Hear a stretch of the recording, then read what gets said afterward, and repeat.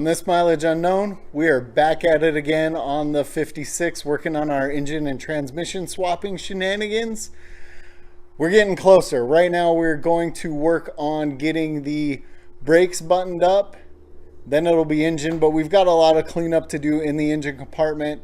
Some new seals, a bunch of different stuff just to make it look a little nicer. So we're going to get cracking at it. See how far we can get today. What we're really concentrating on today is getting the brakes put back together, getting the axle tube seals sealed up, and seeing if we can maybe even get the wheels on the car. The wheels aren't as big of a deal because obviously the room can come in handy when we're putting the engine back in, but we are going to see what we can accomplish today. So these are those axle end caps.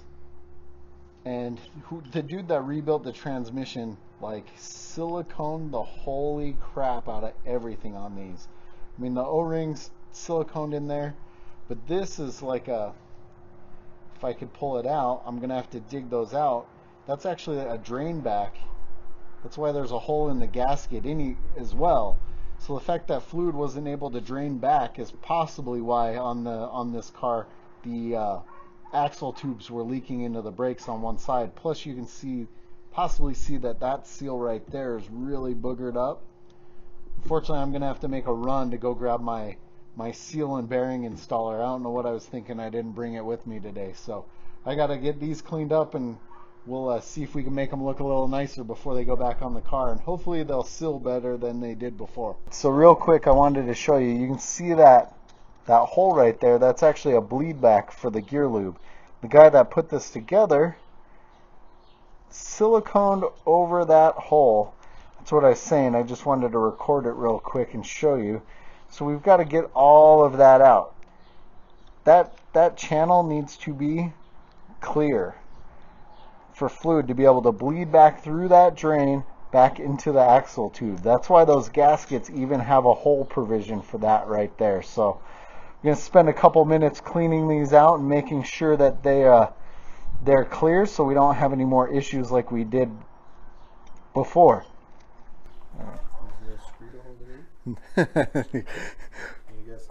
Come on, it's a rental tool. All right, so real quick, we've gotten those end caps all cleaned up. We have our seal ready to go in this one. I was going to run back to my house and grab my seal installer, but my house is a little farther than the AutoZone or O'Reilly's. You can rent one of these from them, and it's part of their free loaner program. So you just pay a fee and then take it back when you're done. But that's going to be it's a bearing and seal installer kit. That's going to be what we're going to use to actually hammer this seal down in. You possibly could have used, if you had a big enough socket and were skilled enough to get it right on that edge, you might have been able to hammer it in, but the seal installer makes it a little bit easier.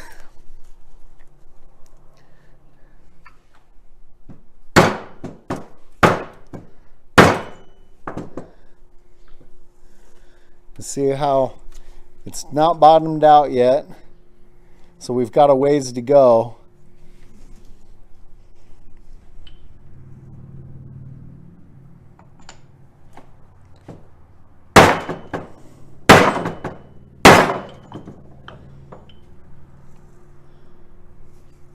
Closer.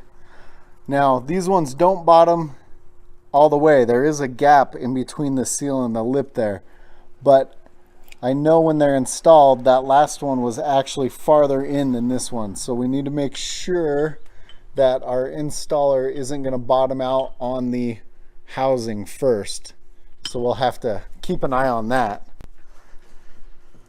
which it might be. I can't tell.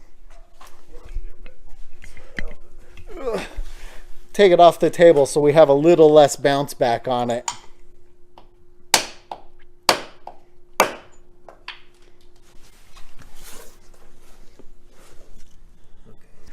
Ooh, so actually you can see how that side of the seal is bottomed out, but that side not so much yet. So you just have to hit that side. Yep, we just need to get this side this side down just a little bit more.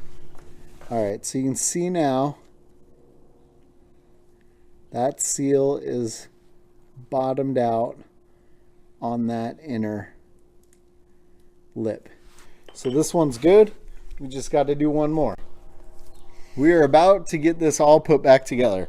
So as you guys saw, we had the seal that we pressed into the end cap and got that oil passage cleared out. You're going to want to put that, make sure that goes back on that way so that oil passage is there at the bottom. Now, the Reseal kit comes with a few different pieces. There is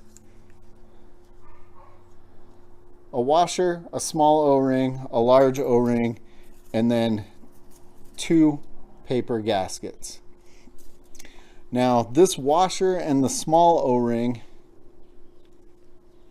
go behind this spacer. This one, I'm guessing the dude that rebuilt everything also siliconed the crap out of all of that, and it's really not budging unless we super peel it all out. So we're gonna leave that for now because we want to get this thing buttoned up. So the larger O-ring is going to end up going here on the above that bearing piece. The 2 gaskets, I thought one went on one side of the backing plate and one went on the other side of the backing plate. From what I'm seeing, everyone's just double stacking those and putting them on this side of the backing plate, so that's what we're going to do as well.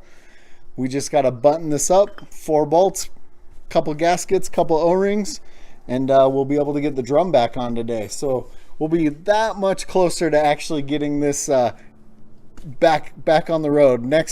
The next video will be us actually putting the engine in this thing.